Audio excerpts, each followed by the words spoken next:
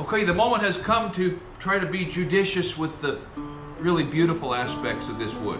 That is the fleck, the bonus you're trying for when you go to the effort of quarter sawing oak. So Kenny's going to kind of help me arrange this because each piece is different, and these are drawer fronts. 3 big drawers on the left, 3 big drawers on the right, and then 2 little drawers at the top of the bench. So I'm going to pick his brain a little bit on how he thinks these patterns would complement each other best, and then we will start crossing our fingers and cutting the dovetails. All right, we've maximized the grain. It looks great together. I've got numbers on here which I hope are coherent once I've rolled these around for a while, but I'm going to cut them to length and start in. Okay, I feel like that's a milestone, but it's a short milestone. The figured boards that I processed months ago are going to work if I don't wreck the dovetails. But I started making the tactical blunder of fitting the side that's 1/8 of an inch short first. This is 1/8 of an inch shorter than this. And then the light, blinked on, and Kenny corroborated, yes, fit the longer side, so if you accidentally get it too short, you've got another place to put it. So we had to do a little mixing and matching and swapping as we went up, but I've just about got them relabeled, and they all are pretty darn tight. Anyhow, about to start the dovetails. My tail is bushy, if you know what I mean.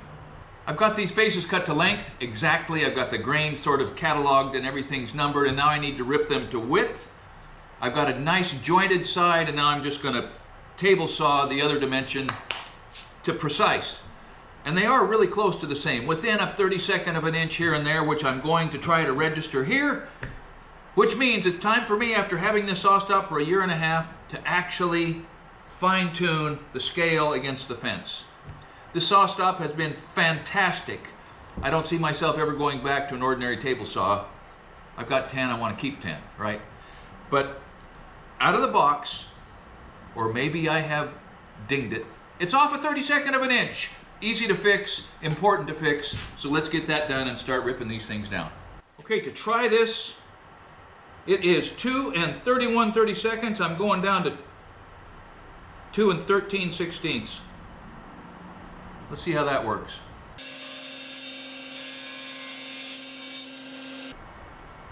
Bingo! Sauced up for the win. So I think I've made about 4 models now over the last 8 months of drawers. And this is the one that is going to be a permanent fixture around here. You know, showing tails, the tails board side, the pin board side. Because that's one of about a dozen things you got to keep track of, I learned gradually, when you're using this lay dovetail cutting jig, and probably even if you're cutting them by hand, but other people can speak to that. I made the cedar model, it's over there. I gradually transitioned to cutting up the oak, and I would test the tail board against the cedar pin board, and the cedar pin board against the oak tail board, and I finally dialed it in to where I think I'm comfortable with it. So now I'm just going to go through and do the faces, which are the pin boards, and then I'll change the depth setting and swing around and do the tails. It's kind of like running a portable sawmill, right? There's 5 or 6 dynamics involved with a spinning saw blade that have to be within parameters that you don't really understand, and you can't measure while it's working. You just have to sort of reverse engineer what went wrong when it goes wrong. But I think between the instruction manual and Kenny's jig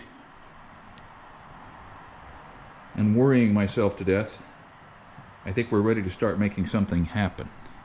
Keeping in mind I'm no expert, you got to keep track of the fact that the inside of the drawer has to present to the outside of the jig, so you get the grain you want and the orientation of the pins. I put a backer board in. I'm using that cedar that I bring right up against the back of the piece to reduce tear out, because when the router emerges on the back side of that board, it's easy for it to knock pieces out, which then will be on the presentation side of the drawer.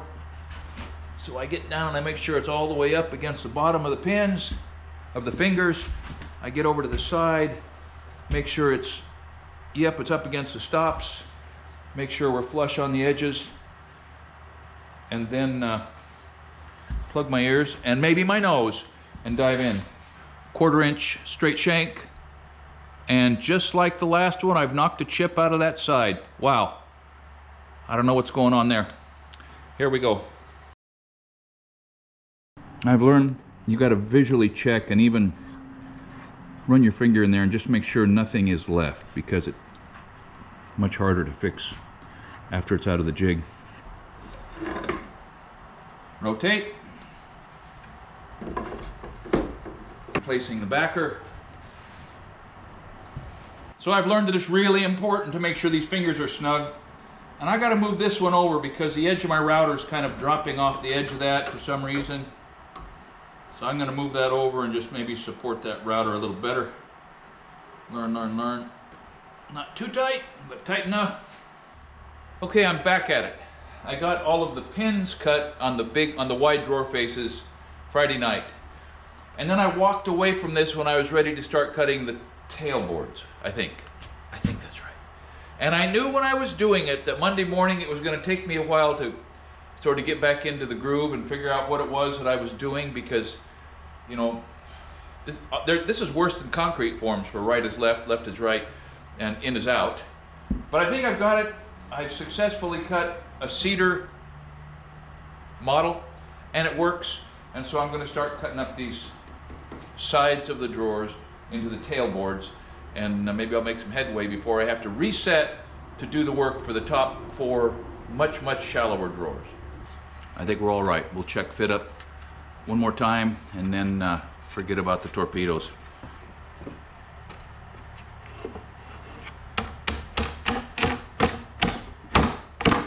Kenny has admonished me that they need to be tight, but not too tight. There's got to be a little room for glue, but not so floppy that they won't suck up nice and square. So there we go. Well, we've hit an iceberg here. Man, I thought I was doing good. I'll give you a close-up on this. I got the pin boards and the tail boards, the sides and the front went together Saturday night, I guess. I thought it was Friday, Saturday night. And they are tight. And then I started cutting the tail boards and just cut right along, knowing.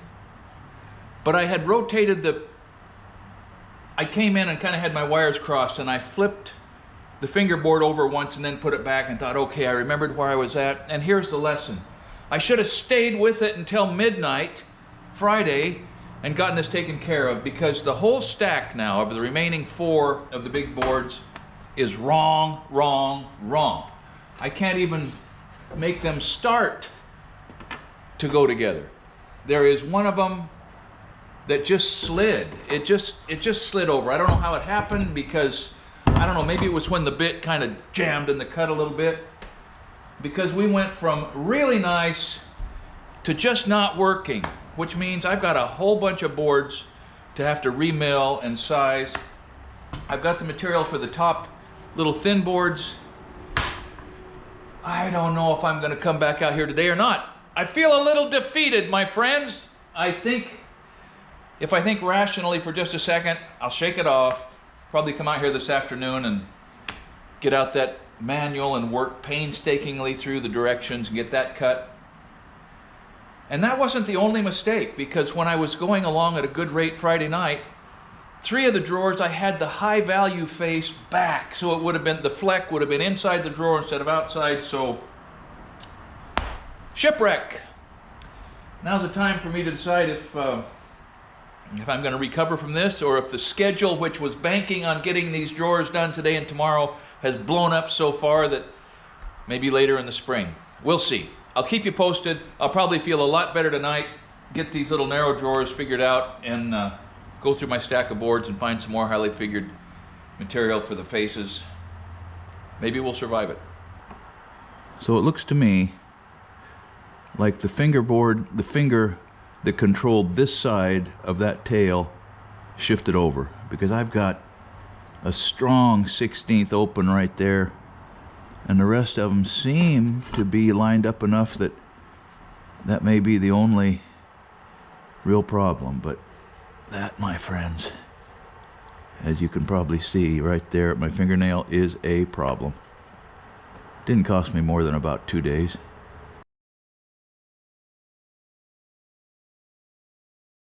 If you haven't picked up on it, I've been having some real disappointment cutting these dovetails. Now, yesterday, I made some headway. These are all going to fit. But that one was the one that I did last week now, when I realized that the tail boards were not fitting the fingers. I figured out part of what I did wrong. I cut all the fingers first and the tail boards second. That's wrong. Should have read the manual more carefully. And the other thing that kept plaguing me, including last night, was that this setting, with the fingerboards as close together as they can be in order to make the pins small and the tails big, means that the router is having to cut both sides as it goes in. It's a pinch cut, which created a lot of chatter, which knocked the fingers out of alignment. So I've done this unorthodox thing. Little bitty vice grips far enough back that the router table clears, holding these things so that there's 2 screws resisting every movement. The other thing that I'm doing that seems to be helping is, before I run the dovetail cutter in, making these tails, I run the straight slot 1/4 inch right down the middle to remove the bulk of the material. I've had to set it to the same depth. That's going to build in a little bit of monkey motion when I switch over to the pins. But so far,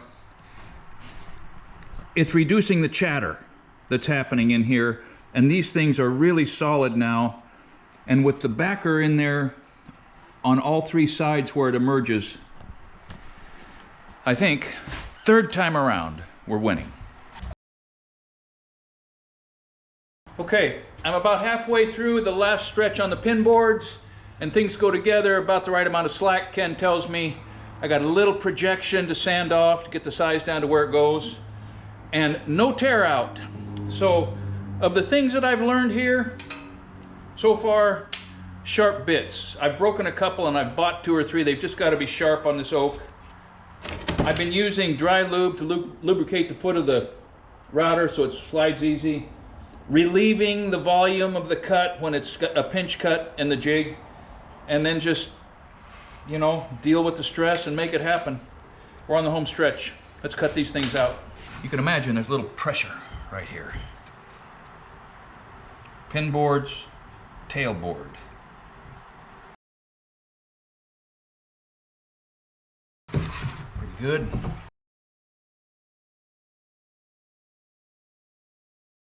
A little bit of flex. Not bad. Is that gonna work, Kenny? Yeah. Think so? Good.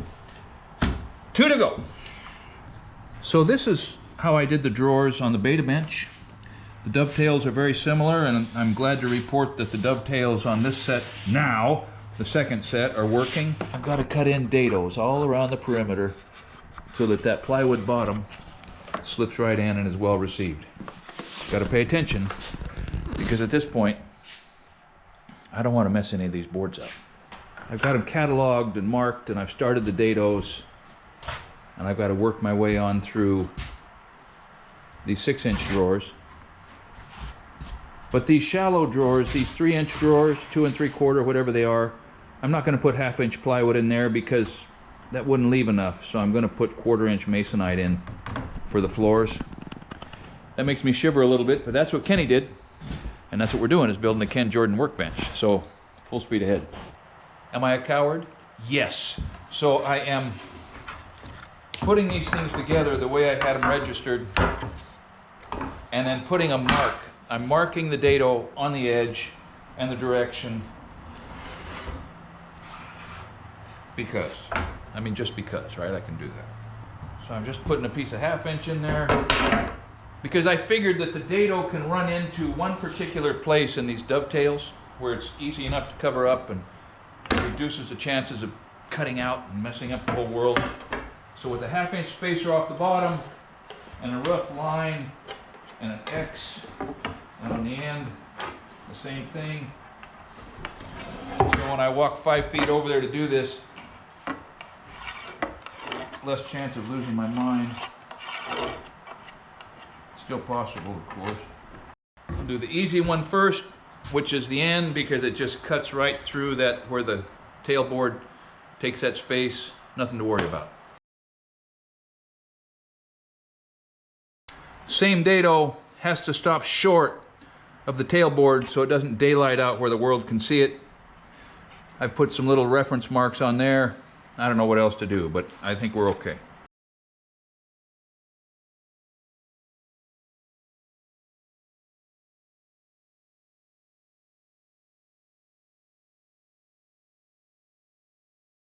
So you just saw me wrestling some Baltic birch plywood. And around here, you can get it in different thicknesses, 3/4, 1/2 inch, maybe thinner. And it comes in 5x5 sheets, 60 inches by 60 inches.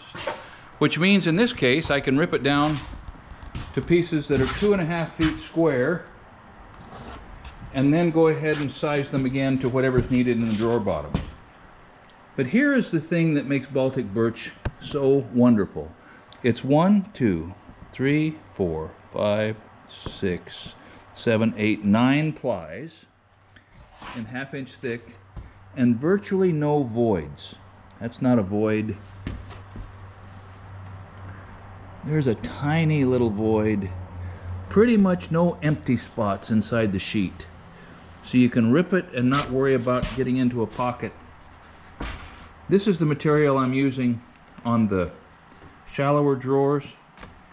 It's an AC underlayment. That's a C face.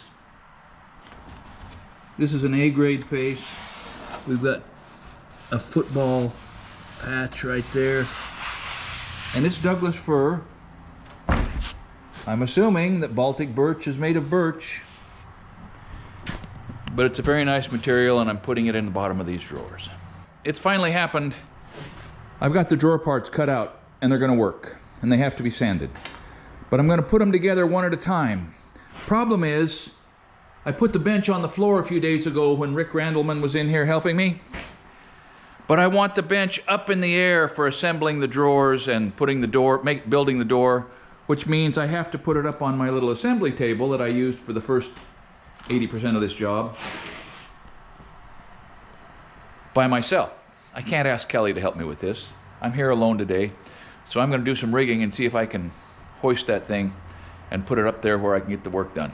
Now, I haven't been able to capture every problem, but this epitomizes. I went into a 2x72 to grind the slope, I'll call it a boat tail, that enables the drawer to slip into the opening. And oak loves to split. The router's done it to me a couple times, and now the grinder actually did it. So I've got to glue and clamp that back on there, let it set for about 45 minutes, and then be able to proceed. So I'll move ahead to the next drawer, I think, and just try to repair the damage. Splitting is a heartbreak. So I'm just gonna streak a little bit of glue into that opening right there, put a pony clamp on it, set it aside.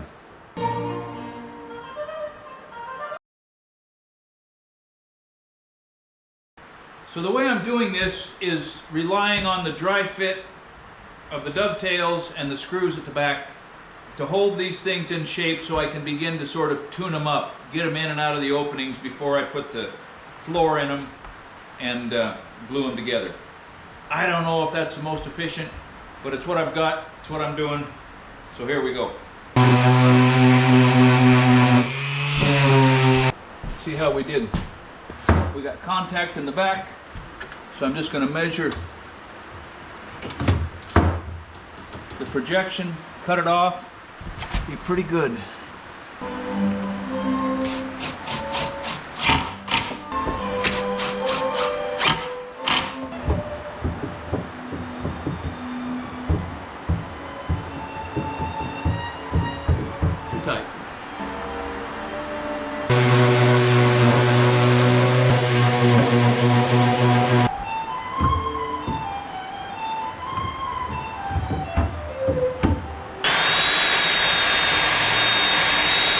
There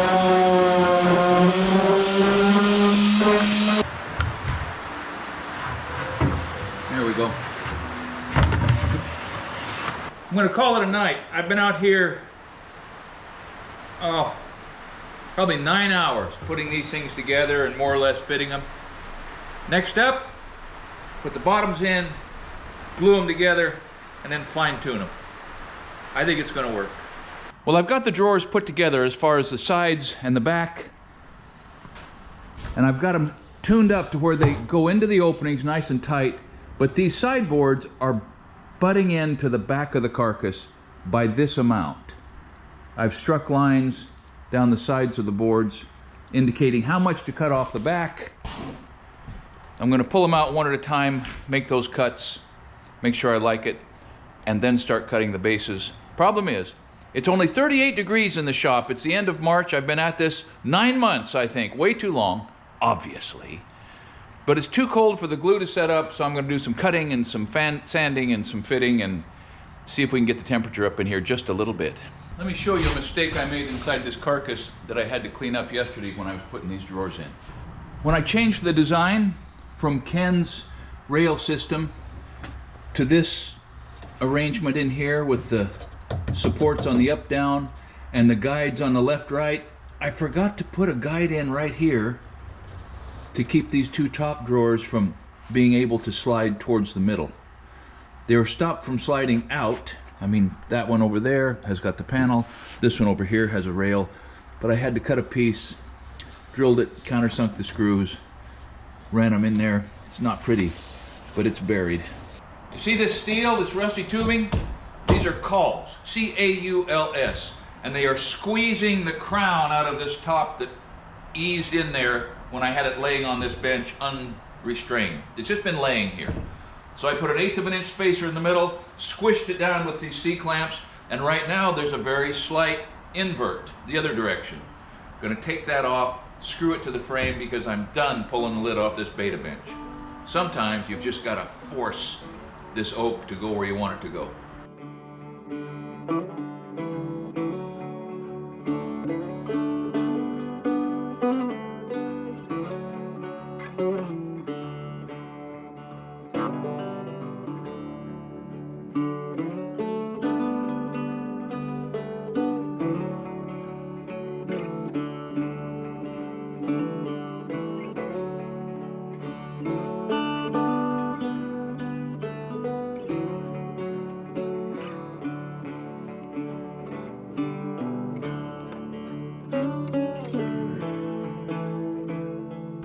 Going to use these bad boys, GRK. I think they're 3/16, 2.5. They are essentially the equivalent of a lag bolt, but they go in. I like to drill a pilot hole that's the root diameter of a screw. That's the diameter of the shank, not the threads, but the shank. That's about 140 thousandths, which is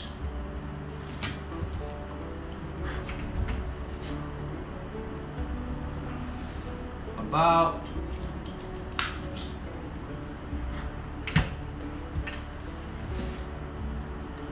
a little more than 3/16. I'm going to upsize that a little bit because they're heavy threads in oak. I'm going next one up. 13/64. I think that'll be about right now.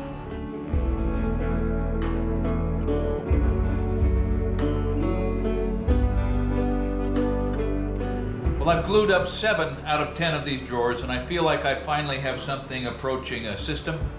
Kenny hasn't been here for the last 2 or 3 days around the place. It hasn't been 2 or 3 days, but an hour here and an hour there, and I think I finally have what might be the right way. I'm not positive, but I'm sure some of you will be positive. So let us know in the comments if there's a better way to put together a set of dovetail drawers, would you?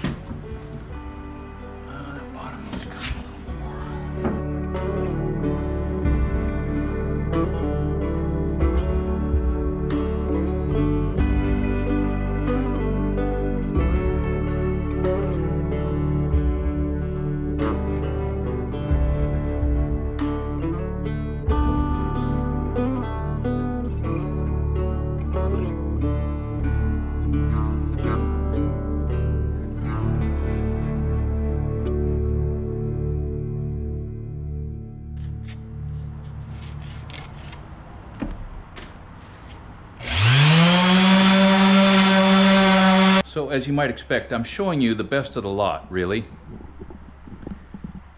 I'm having a pretty consistent gap up here. This is the top between that tail, this tail, and that pin. I don't know what happened, but there is something that I'll fill with glue and sawdust. The rest of them have a matching gap down here on the bottom, but in general, that's okay. And then from the face,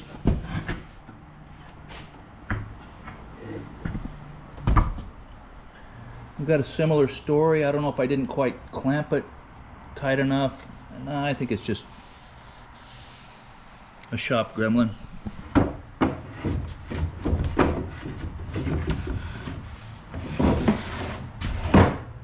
I worked along there for, I don't know, 10 minutes maybe. And I think they'll look all right. They looked okay before, but they look a little better now. Used up a lot of that, but most of it, frankly, is on the floor. It's all right, didn't cost much. Kenny told me that you can buy wood dough, you know, different types of filler that would be dry faster. I've got to wait an hour now before I can sand that off. But I think we can find something to do for an hour.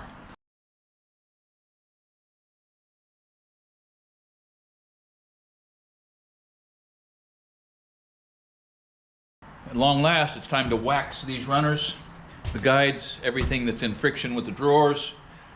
And I'm going to put lots on because I'm tired of it. Fingers on chalkboard rolling in and out of there dry. We're going to lube it up. Johnson & Johnson out of business, they tell me, so I'm using Minwax. Hopefully that'll hold up. Oh, so much better. I was nervous for the last 2 weeks playing around out here fitting these things. It was like fingers on a chalkboard, and I thought, man, will wax do that? Yep.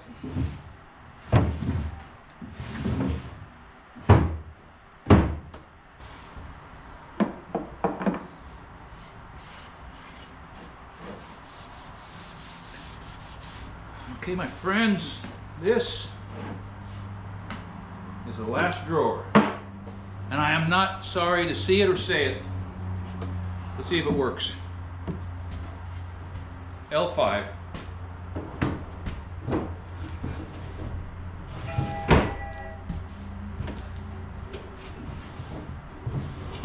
All right, I had to come back up to Kansas just to kind of get a refresher on a couple of the details that I'm up to. It's time for the door. It's time to start thinking about that sliding dead man and the top and the vices. And fingers crossed, but the door is next. And it includes something called a fox mortise. Did I get that right? I don't know. Fox tenon, fox mortise. Pretty tricky. I don't know how many times I'll have to practice that before it works out, but we'll know soon enough.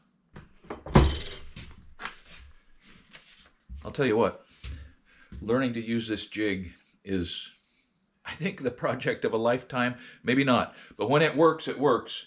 But if you get one of these things, you got to pay special attention to every word in this little manual. Kenny told me that right off the bat. I only partially took it to heart, but I can tell you I'm a believer now. Bottom rail for the dead man.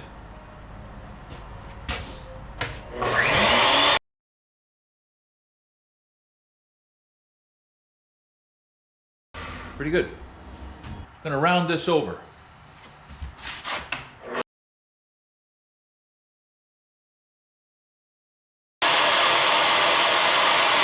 So now the trick is, quarter round bit, I gotta raise it up and see if it's going to fit into that dado that's plowed out right there to quarter round the edge of that. Let's see how this goes.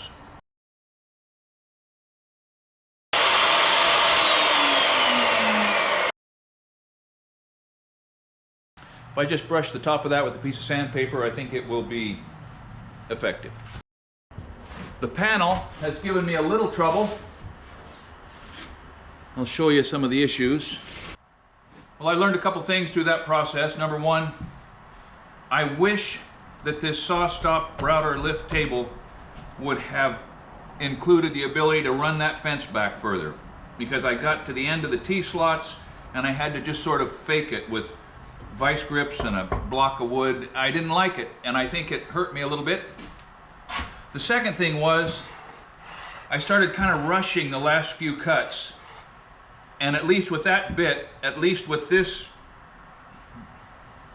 arrangement, those last 2 or 3 passes, I really need to sneak up on them. And I've got to just squeeze that as hard as I can, or it'll just creep a little bit one way or the other and it won't just be perfectly square.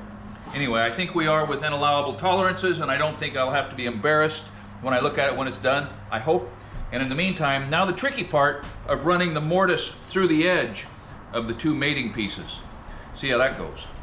Step 2 on these through mortises on this router lift table has taken me 3 hours to set up. Now maybe not, but I've done some experimenting and some trial and error. This is the tri-piece. The trick is to run a 3/8 slot cutter router bit in there from both sides till it meets in the middle of that 3-inch piece. And I think I've got it figured out, so I've got a stop on that side and a stop on this side. And then I raise the router bit up in between passes. I don't want to force that 3/8. Anyway, I think it's working, knock on wood. I think it's kind of giving Kenny a headache to watch the rate at which I figure this stuff out. It's more than pathetic, but he's a patient man. So having tested ourselves almost blind, we're going to try it on a real piece. Those of you who do this are going to laugh at me when I tell you this, but it took me 6 hours yesterday to make these 4 mortise and tenon joints, squeeze this thing together to where it's going to be all right. I was only able to show you maybe, a third of that. The rest of it was so tedious and wouldn't have translated very well to the camera. But I'll tell you this right now, before I take the next step, which is to cut the arras in here, it is to put the wedges in the ends of the mortises, it's to plow the groove, to receive the panel and shape the panel. I've got to go out to Ken's one more time and make sure I know exactly how he did his door, because that's what I'm shooting for. And if I've come this far, I don't want to hold back at the last second, right? It's a mistake that's so easy to make. You push and you strain and you lift and then give up or hold short at the last second, and then you've got a long time to regret it.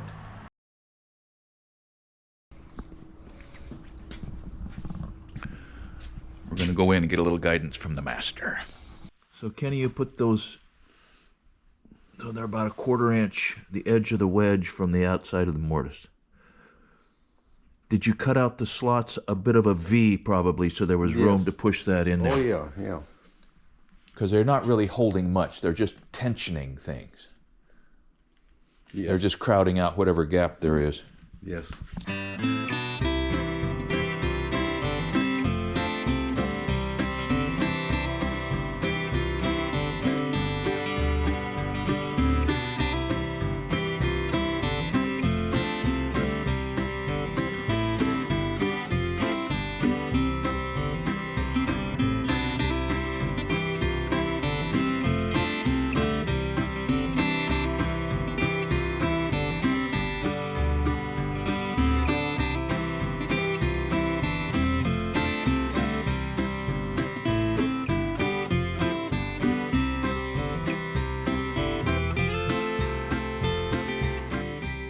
So I don't know if you remember from a previous episode, but this was right out of the crotch of a forking or a branching oak tree.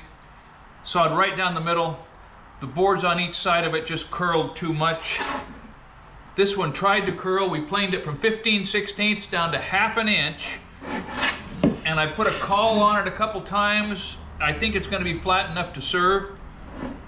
But what I don't know is how this panel cutter is going to interact with all this curly grain.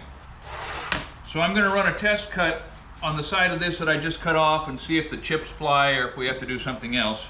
So fingers crossed, we're going to see if, what was it, 5 years ago or 6 years ago this tree hit the ground. Let's see if it's going to make a door panel.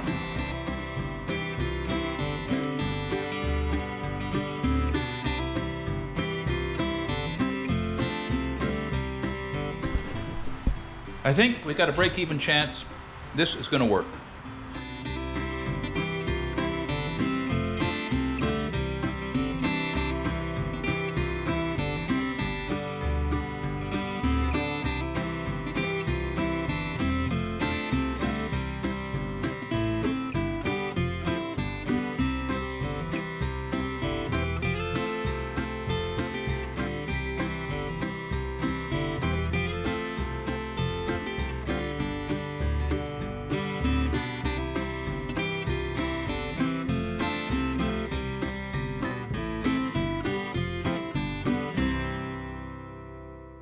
Well, it's dry fit. It goes together pretty good. It's square. Black walnut wedges are going to go into those fox mortises, fox tenons. Which is it, Kenny? Fox mortise? Doesn't matter. Going to spread that side of that tenon over into that tapered opening. Glue it in. Glue is going to go everywhere. That's kind of wide right there, but I think these wedges will take up every needful thing, we hope. That feather grain turned out nice. Looks like the glue and sawdust filled it. You might be able to tell I'm dithering and wasting time. We're a little nervous right now.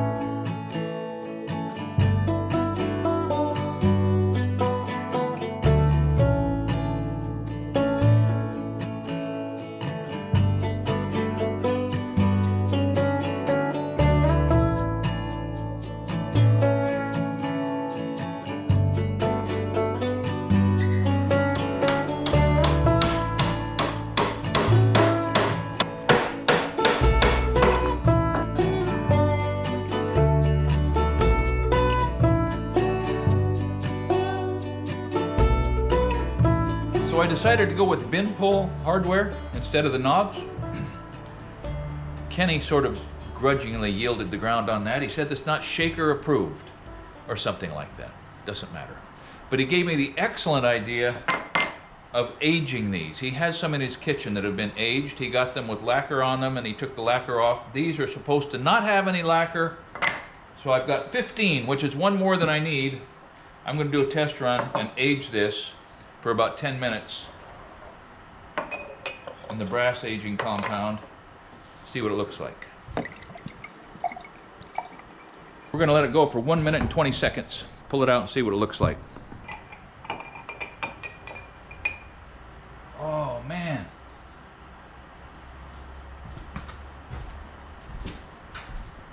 Look at that. Yeah, very nice. All right, sports fans, by the time I actually got it out of there, it was about 1 minute and 50 seconds. We're gonna go with a 2-minute soak on all these things because, boy, it's gonna look nice. I've got it sanded up, it's looking good, but fitting it to this opening, I haven't been able to show you much of these cuts because the stakes are too high for a screw up, right? This top corner over here is out of square, so this is not a perfectly square panel. And I'm just walking it in with the straight edge and a router bit with the top guide bearing. Fingers crossed. Let's see if I can show you this. So we're hard over against that hinge side.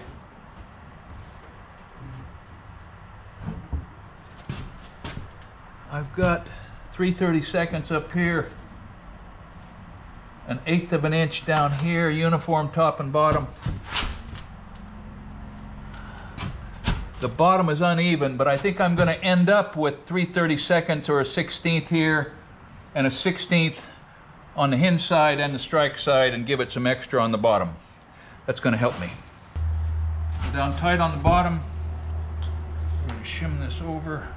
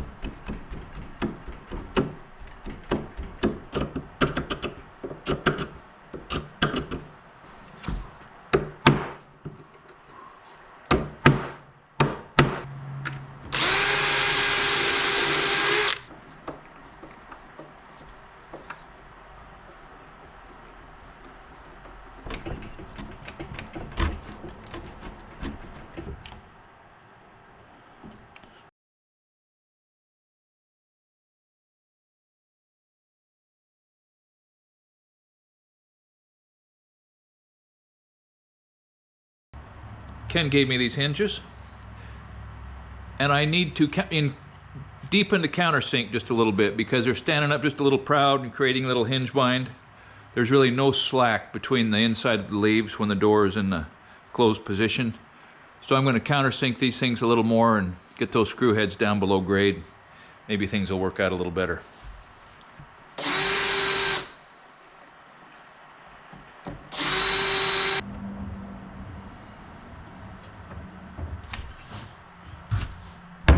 Yes.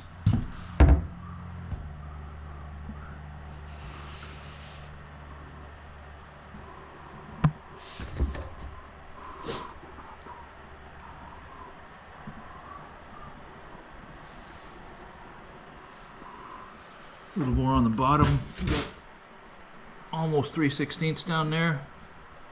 And these are okay. I'm going to rub a little stain around in there to cover up those abraded edges. I embedded it all the way against the jamb and about halfway against the leaf of the door in order to keep a decent reveal over here. A little proud, pretty good. Well, I got to tell you, I am glad to be at this point. The drawers are working, the door is in, the through mortise has worked out. Learned lots, a little tired. But we're on the home run. We're going to get the hardware in, and we're going to get it down on the ground. We're going to blast in a big old fat thick top, the sliding dead man and the vices, and it'll be a wrap. And as I wrap this up, what you need to know is I've decided I'm going to give these plans away. I'm going to give away PDF files of these plans. They're great plans. Cody Van Vactor's tuned them up so they'll represent what I actually did here. To get the real good out of those plans, if you want to build a bench like this, check out the Essential Craftsman Academy. We're going to have some fun stuff going on there. I'll tell you that. But in the meantime, I'm going to put the rest of these pulls on. These are temporary screws. Don't bust my chops on that. They didn't have the oval head slotted screws that these things deserve. So I just darkened up some little Phillips. And we're putting it in so I can operate their drawers. Anyway, this has been a good long video. There's going to be one more. I appreciate your patience. Thanks for watching Essential Craftsman, and keep up the good work.